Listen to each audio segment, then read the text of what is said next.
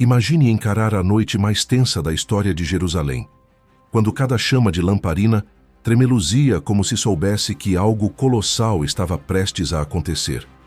De um lado, uma cidade pequena, cansada, cercada pelo medo.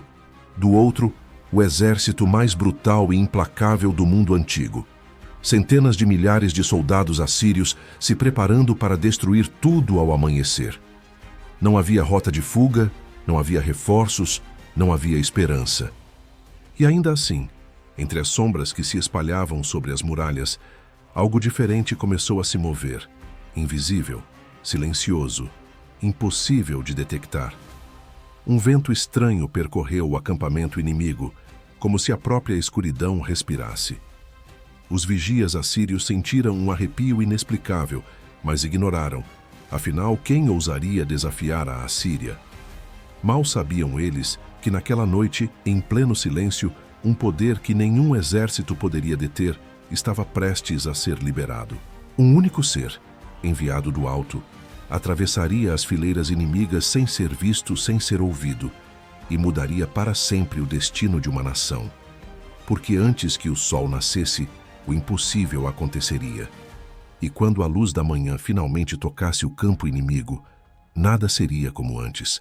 Quer descobrir o que realmente aconteceu naquela noite? Continue, porque isso não é apenas história. É um dos acontecimentos mais misteriosos e assustadores de todos os tempos. A noite caía sobre Jerusalém como uma cortina pesada, abafando até o som mais distante. O silêncio que se espalhava pelas ruas estreitas não era o silêncio comum de uma cidade adormecida. Era o silêncio de quem sabe que está a um passo da destruição. Cada família permanecia em suas casas, segurando a respiração, como se o simples ato de exalar pudesse atrair a atenção do inimigo que se espalhava como um mar escuro do lado de fora das muralhas. À distância, tochas assírias brilhavam como olhos de predadores observando a presa, e o tremor do chão denunciava o movimento constante das tropas que cercavam a cidade. Ali estava o maior e mais temido exército da época, homens endurecidos pela guerra, acostumados a derrubar reinos como se fossem folhas secas ao vento. Nos corredores do palácio, o rei Ezequias caminhava de um lado para o outro, sentindo o peso do impossível esmagar sua mente. Jerusalém estava isolada. Não havia aliados suficientes para socorrê-la. Não havia muralha forte o bastante que resistisse a tamanha potência.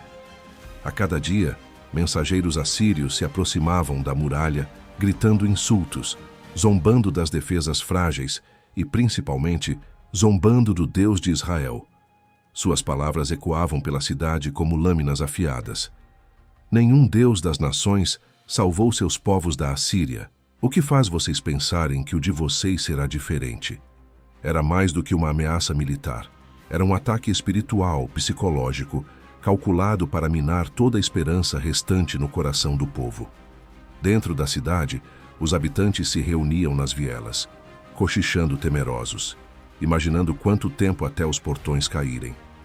Mães seguravam seus filhos com força, tentando esconder o tremor das próprias mãos. Homens que antes falavam com coragem, agora encaravam o chão, incapazes de esconder o medo. Até os soldados, acostumados a vigiar as muralhas, evitavam olhar diretamente para o mar de tendas assírias, pois a visão por si só parecia esmagar o espírito. Cada noite parecia mais longa que a anterior, como se a escuridão estivesse se alimentando do desespero de Jerusalém. Ezequias sabia que a força humana não bastava.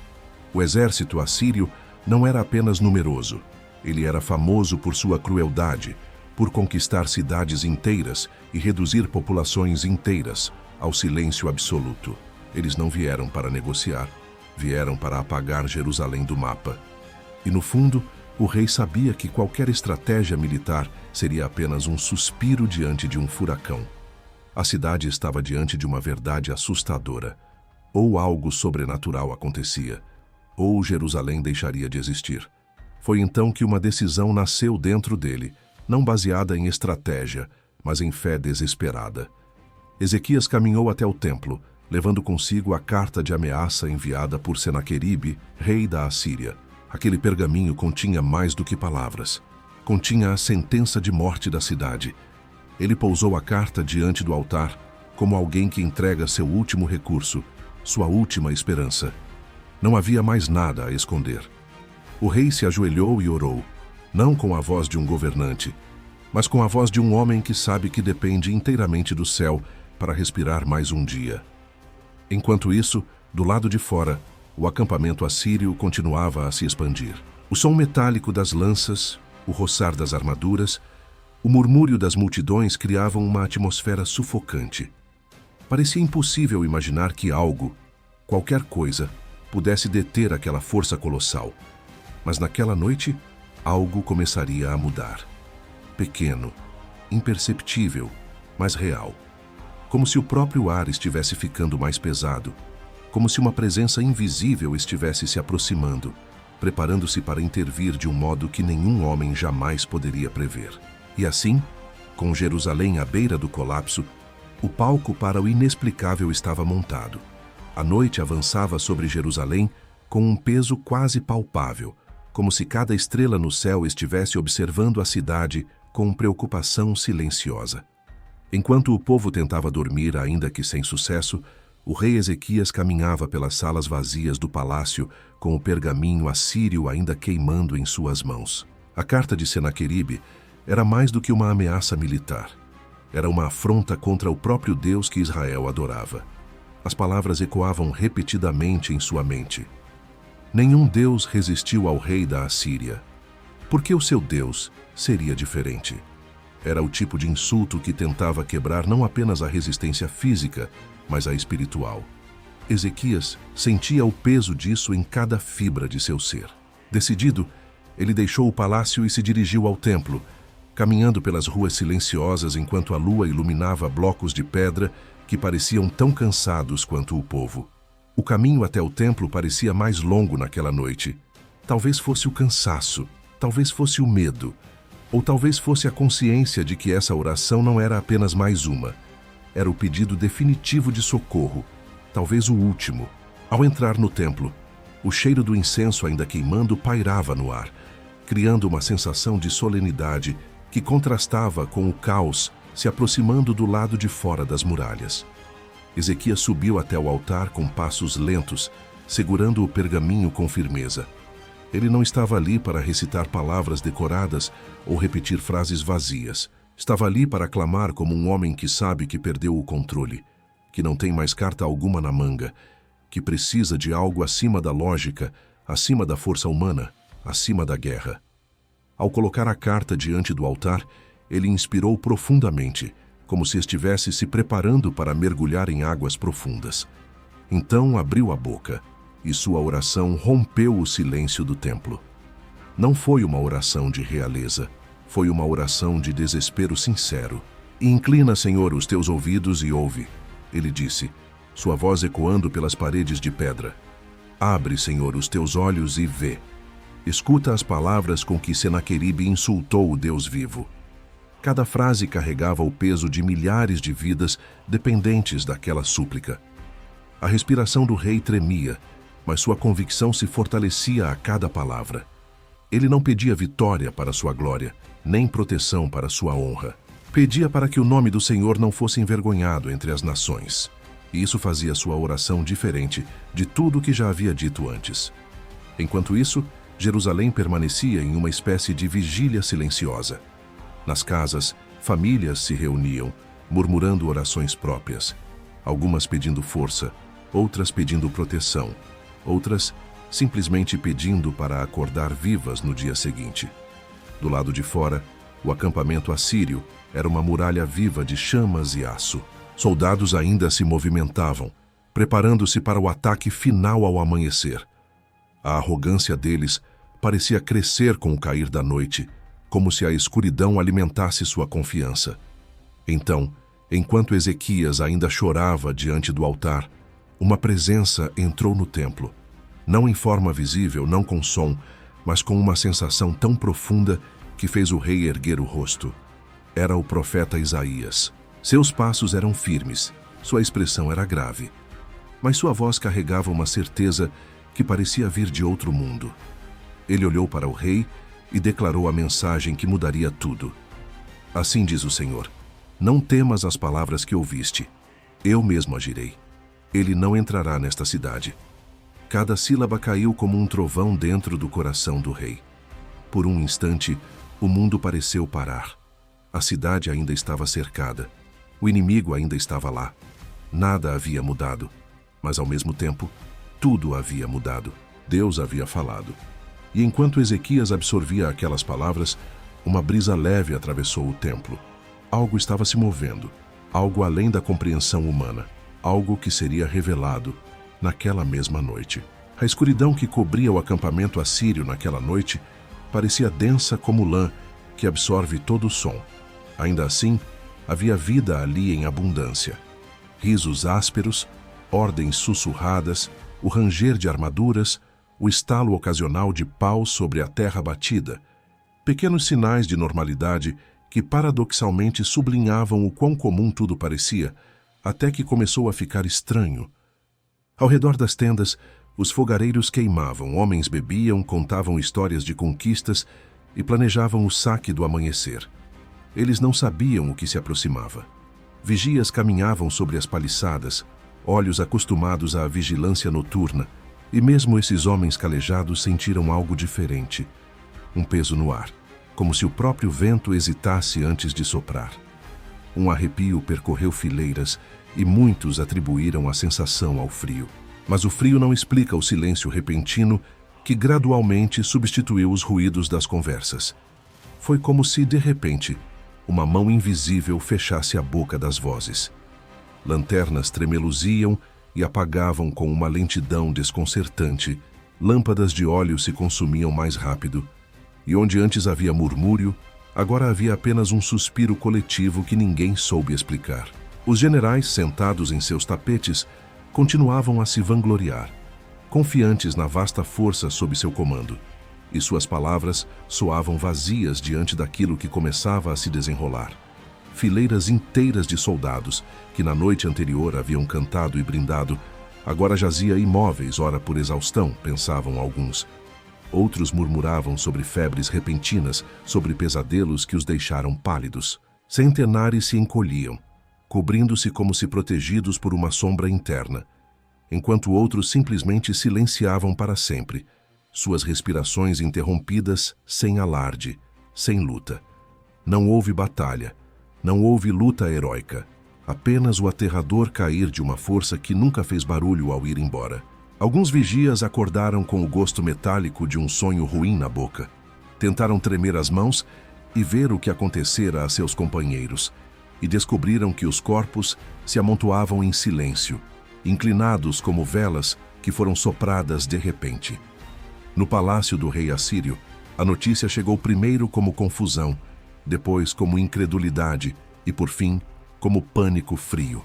Mensageiros atravessaram o campo cambaleando, tropicando entre tendas e carros de guerra, levando a palavra de que algo havia passado entre as tropas e as tinha derrubado como trigo maduro. Senaqueribe, acostumado a vitórias fáceis e a frases de glória, ouviu o relato com uma face que rapidamente perdeu a cor. Nele nasceu uma pergunta que nenhum general quer admitir. Como pode um exército inteiro sucumbir sem ouvir o som de batalha? Enquanto isso, do lado de fora das muralhas de Jerusalém, onde o luar devolvia à cidade um brilho pálido e frágil, os cidadãos mal podiam acreditar naquilo que avistavam. Observadores enviados por Ezequias, movidos por uma mistura de coragem e curiosidade, aproximaram-se do campo com passos cautelosos, sentindo o cheiro estranho que pairava no ar. Não apenas o odor habitual de fogueiras e couro, mas algo mais agudo, quase como o aroma de metal aquecido. Ao ultrapassarem as primeiras tendas, encontraram a cena que mudaria o destino de uma nação. Milhares caídos. Não havia marcas de combate, não havia rastro de luta. Eram como se tivessem sido tocados por uma mão que exigira silêncio absoluto. O choque os atingiu com força. Alguns vomitaram, outros ajoelharam-se, e muitos simplesmente ficaram imóveis, incapazes de processar a dimensão daquela intervenção. Um murmúrio cresceu, atravessando virado em reverência e medo. Foi o Senhor. Palavras simples, mas que carregavam um peso que não se podia medir. A razão humana tentava gerar explicações. Peste, gás, veneno, mas nada explicaria o caráter súbito e absoluto do evento. Naquelas horas que precederam o amanhecer, o exército que se anunciara invencível tornou-se um cemitério silencioso, e a arrogância de senhores de guerra foi substituída por um vazio frio que prenunciava não apenas derrota, mas humilhação. Jerusalém, que havia se fechado em oração e expectativa, agora observava o resultado. O impossível ocorrera sem som nem clarão, e algo tão misterioso quanto terrível havia caminhado entre os homens. Quando a madrugada começou a insinuar-se, a cidade prendeu a respiração, sabendo que o amanhecer traria não só a visão do campo inimigo, mas também as perguntas que os vivos teriam de encarar. A meia-noite pairava sobre o acampamento assírio como um véu espesso, impenetrável, pesado. A lua estava parcialmente encoberta, e a escuridão parecia se mover como criatura viva, serpenteando entre as tendas e apagando o brilho das tochas que tentavam resistir ao vento frio. Os soldados que permaneciam acordados sentiam algo que não sabiam explicar. Uma sensação incômoda, como se estivessem sendo observados por olhos que não pertenciam a nenhum homem. Alguns ergueram a cabeça, tentando entender o que havia de errado. Outros simplesmente se calaram, dominados por uma inquietação silenciosa que percorria a espinha e esfriava o sangue. Mas nada, absolutamente nada, prepararia aquele exército para o que cruzava o campo naquele instante. Algo sem forma humana, sem peso, sem passos, mas cuja presença alterava o ar ao redor. Não havia som de asas, não havia brilho de luz, não havia clarão celestial. Havia apenas a certeza invisível, quase instintiva, de que algo gigantesco, incompreensível e aterrador atravessava a noite.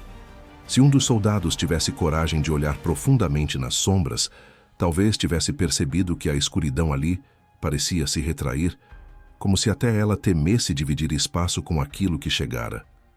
O anjo do Senhor não precisava anunciar sua presença. Ele não vinha para ser visto, nem para ser entendido. Sua missão era simples, absoluta, inquestionável, e a execução seria tão rápida quanto um sopro e tão definitiva quanto a própria morte. Ao mover-se pelo acampamento, o silêncio se intensificou. Fogueiras antes crepitantes começaram a morrer lentamente, como se sufocadas por um peso invisível. O ar ficou denso, quase paralisante. Alguns soldados acordaram com uma sensação de sufocamento, tentando se levantar, mas seus músculos simplesmente não respondiam. Outros colocaram a mão no peito, tentando entender por que seus corações aceleravam e depois falhavam. Não houve gritos, não houve guerra, não houve resistência. A morte veio como uma sombra que apaga chamas, rápida, limpa, sem espetáculo. Um após outro, soldados caíram exatamente onde estavam. Sentados, deitados, conversando, comendo, preparando armas, sonhando com o saque de Jerusalém ao amanhecer. Era como se suas vidas tivessem sido arrancadas em um instante tão breve que nenhum deles teve tempo de reagir. Os animais do acampamento, cavalos, camelos, mulas, começaram a se agitar, bufando, relinchando, recuando como se percebessem algo que olhos humanos jamais poderiam ver. Alguns soldados despertaram com o alvoroço dos animais, mas ao se levantarem cambaleantes, foram atingidos pelo mesmo destino silencioso que abateu seus companheiros. A sombra avançava, imparável, e sua passagem deixava um rastro que não era visto, mas sentido, uma ausência de vida tão abrupta que o próprio ar parecia diferente onde ela havia passado. No centro do acampamento, generais que ainda discutiam estratégias para o ataque matinal sequer tiveram tempo de perceber o que acontecia. Um virou-se para responder ao outro, mas sua voz ficou presa na garganta. Seus olhos ainda estavam abertos quando seu corpo cedeu. Ninguém percebeu que a batalha que tanto esperavam jamais ocorreria. Ninguém entendeu que naquele instante o destino de uma nação inteira estava sendo decidido sem o clangor de espadas ou o estrondo de escudos. E então, tão silenciosamente quanto chegara, o anjo se foi. Não deixou rastro. Não deixou sinal, não deixou marca. Apenas um acampamento vasto e absolutamente imóvel, congelado em uma quietude tão profunda que parecia antinatural. A noite seguiu seu curso normal, mas nada nela era normal. A lua reapareceu entre as nuvens, lançando sua luz pálida sobre milhares de corpos agora frios.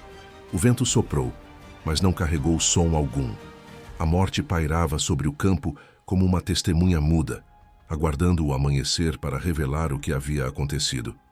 E quando o primeiro raio de sol tocasse aquele acampamento, o mundo nunca mais seria o mesmo. O primeiro sinal do amanhecer surgiu tímido no horizonte, como se o próprio sol hesitasse antes de tocar a terra marcada pela presença do impossível. Em Jerusalém, os guardas que haviam passado a noite em vigília ergueram os olhos para a luz nascente com a mesma dúvida que carregavam havia dias. A cidade ainda estava cercada e o silêncio que pairava além das muralhas parecia antinatural demais para trazer conforto. Era um silêncio pesado, espesso, que não combinava com o burburinho de um exército pronto para atacar. Normalmente, àquela hora, era possível ouvir ao longe o entrechocar de armaduras, o grito dos comandantes, o som de marcha, de vida, vida em excesso. Mas naquela manhã havia apenas um vazio inquietante. Os primeiros a notar a estranheza foram 2 sentinelas posicionados na parte leste da muralha. Um deles franziu os olhos, inclinando o corpo para frente, tentando enxergar através da distância. O acampamento assírio parecia parado demais. Nenhuma fumaça subia das fogueiras. Nenhum cavalo se movia. Nenhuma figura caminhava entre as tendas. O segundo sentinela, desconfiado, pensou que talvez fosse apenas um truque, ou talvez estivessem escondidos à espera de um ataque. Mas quanto mais o sol subia, mais evidente se tornava. Havia algo profundamente errado ali. A notícia se espalhou entre os guardas e finalmente chegou até Ezequias. O rei, ainda cansado da noite anterior, levantou-se com uma mistura de apreensão e expectativa. Algo dentro dele já sabia que Deus havia agido, mas o tamanho da intervenção ainda era desconhecido. Para ter certeza, enviou um pequeno grupo de homens para verificar o campo inimigo. Eles atravessaram o portão com passos cautelosos, como quem pisa em terreno amaldiçoado, e avançaram pelo vale silencioso. Quanto mais se aproximavam, mais forte ficava uma sensação que nenhum deles conseguia explicar, como se entrassem em um espaço tocado por algo não humano. Ao chegar perto das primeiras fileiras de tendas, o horror os atingiu com a força de um golpe no peito. O campo estava repleto de corpos. Homens armadurados, arqueiros, generais, todos caídos em posições tão naturais que era possível imaginar que haviam morrido no meio de um gesto cotidiano. Um com a mão ainda segurando uma tigela, outro deitado como se tivesse adormecido, outro ajoelhado com a cabeça baixa. Nenhum sinal de luta, nenhum sangue derramado, nenhuma marca visível. Apenas morte, absoluta, instantânea, inexplicável.